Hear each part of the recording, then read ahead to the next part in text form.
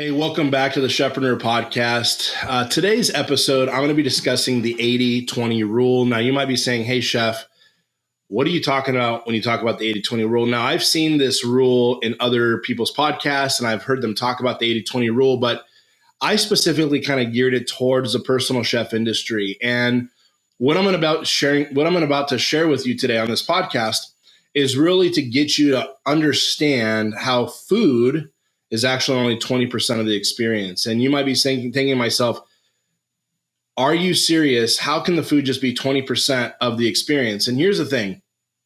We all think as chefs, as cooks, that everybody wants to basically revolve around us because of the food. And that's actually not the case with personal chef services. And I'm going to talk to you guys today about what the other 80% is that you should be focusing on.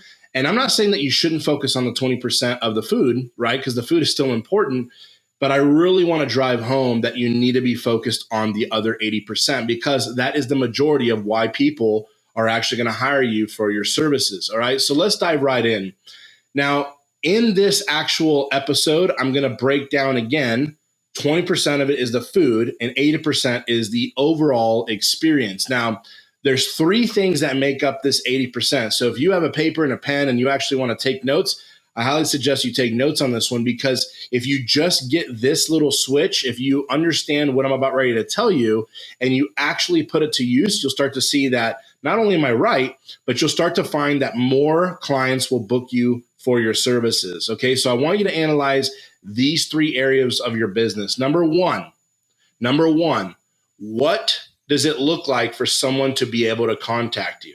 What does it look like for someone to be able to contact you? You know, most of you might have a website. You might have some of you guys are running just a Facebook page, like a business page, or you're just getting leads from Instagram. Now, here's the problem with not having the appropriate place for clients to find you, okay? Even if you have a website, or again, even if you have an Instagram profile or you're doing business off of just a Facebook business page, it's going to be really hard for them to want to really reach out to you because it's going to be a little harder for them. You're going to make them do work. And a lot of you that do have a website, because you might be thinking, well, Chef, I got that covered. I got a website. Well, I guarantee if I looked at your website, it would probably be a little bit difficult for them to figure out where to contact you at. And you're probably having a small contact us, little letters at the top of your website, or you might have to scroll down and they find your phone number or randomly find your email or something like that. You have to have a clear place for them to be able to contact you. I'm going to tell you right now, if you do not have a clear place for them to be able to find you and contact you for your services, you're losing out on tons of not only money, but you're probably missing tons of clients wanting to book you and your services. Okay, so that's the first thing that I want you to analyze is how are they contacting you? The second thing is when they do contact you, do you have a process in place that's going to guide them through actually hiring you for personal chef services? Now you might say, wait, back up. Chef, are you telling me that I need a process and a system in my business for them to actually hire you? Yes. And this is probably single-handedly the most important piece of the entire 80% of their experience. In fact, let me just tell you guys a quick story. There was one time where I was cooking for a client, and I remember getting a text message one day from a lady who wanted to inquire about a bachelorette party. Well, I finished up my event. I then ended up going back and I called her and talked about this event. Now, we went back and forth. I sent her a menu and I followed the process I teach in my programs. And all through that process, it was very easy for her to understand what I was offering. I sent her the menu on time. My processes were dialed in. Well, guess what? Unfortunately, she didn't book us. She was saying that the bachelorette actually found another chef. I don't know if it was a friend of a friend, and they hired another chef to come serve them at their bachelorette party. Now, although I could have been disgruntled, I knew that I did everything I could to try to get her to book us for personal chef services, and it didn't work out that time. But here's what happened. About a month and a half later, I get a random inquiry on my website from another lady. Well, she schedules a call with me again, process. She's able to schedule a call with me. I call her right at the time that I told her I was going to call her. And it ended up being the mother of the lady who inquired about services a month and a half earlier.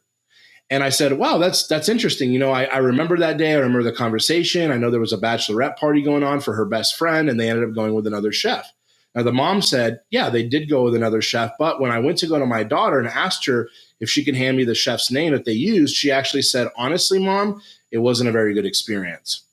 And I would recommend hiring this other chef, Chef Andres from Dinner with a Chef, to do the event for you, Mom, because honestly, I've never tried their food or his food, but the process and the experience was so easy that if his food is anything as good as how it was, ease of working with him, and the menu that he sent was very professional, he was timely, he was punctual, he was professional.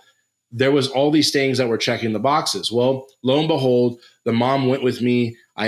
She booked me for a party of 7, I think, for a lunch. And then 2 weeks later, she literally spent $18,000 with us to do a 120-person event for her son's engagement party. So again, I lost the first event, but the next 2 events, I garnered over $20,000 in revenue. And it was all because of my process. If you do not have a process in your business from when they do contact you, leading all the way up for them wanting to hire you, you're missing out big time. Okay. So again, let's recap so far. 1, how do they contact you? 2, what is the actual experience you're providing through the process of them booking you? Okay.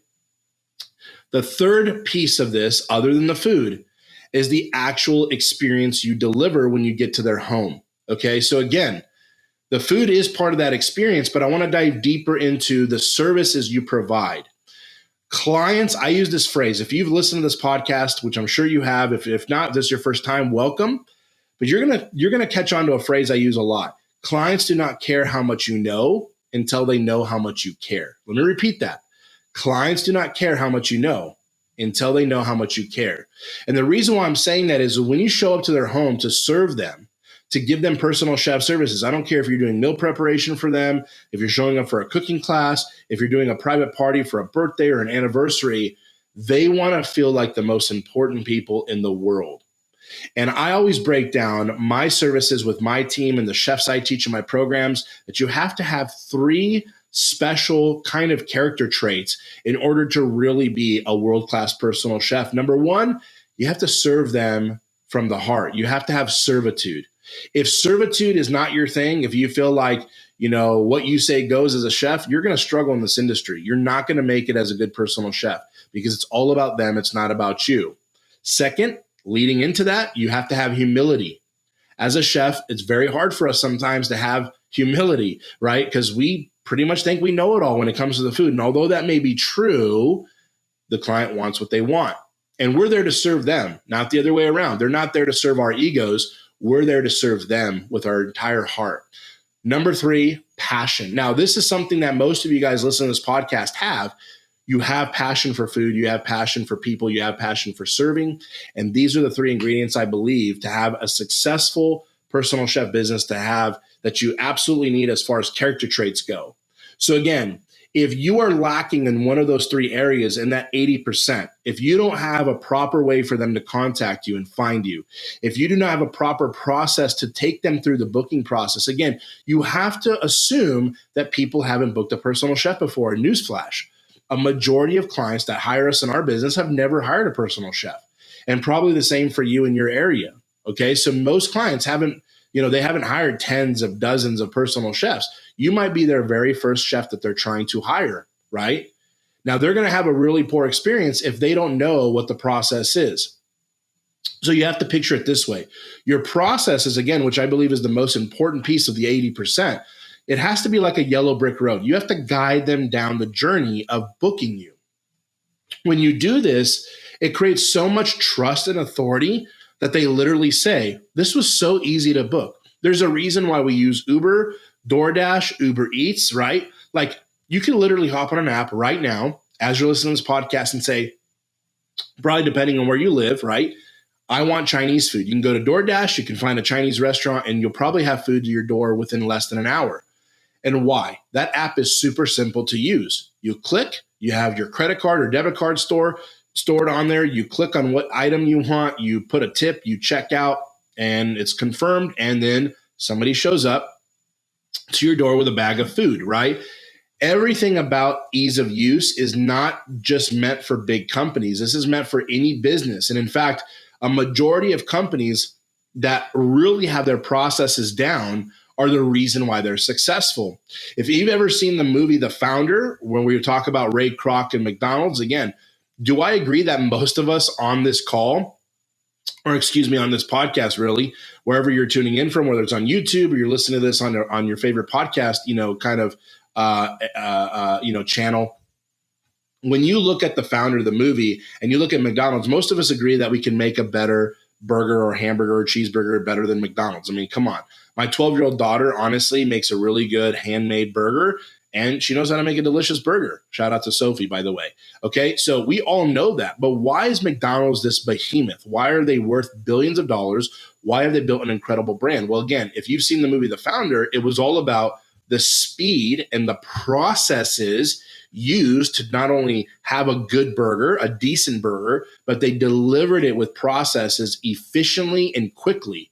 And they revolutionized. They're the ones that actually invented fast food, of what American fast food is today. Now, again, you might not think that their products are that good. It doesn't really matter. The reason why they're that good at what they do is because of their processes and procedures. And it's very important for you to understand, if you implement some level of process and procedure in your business and you consistently refine it and make it better and better and better, it allows for a better customer experience. And you're going to find that you will be hired more and more because of that, even before they try your food. Because think about it. They only try your food when they've hired you and you've showed up to their house. They're not hiring their food, you because of your food, because of you're somehow teleporting a dish over the phone to them or through email.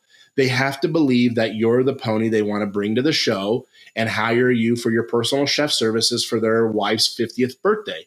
Right? So if they don't trust you, if the process is like, oh, well, I wrote down your menu selections on a piece of paper while my dog ate it, or I spilled my coffee on it, or I don't know where I put it, can you give that to me again? You're going to sound like an unprofessional buffoon.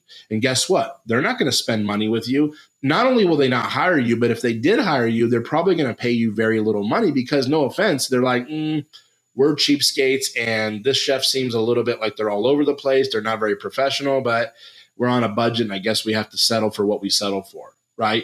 But if you're trying to be a chefpreneur, which I hope you are, listening to this podcast, you want to be a premium brand.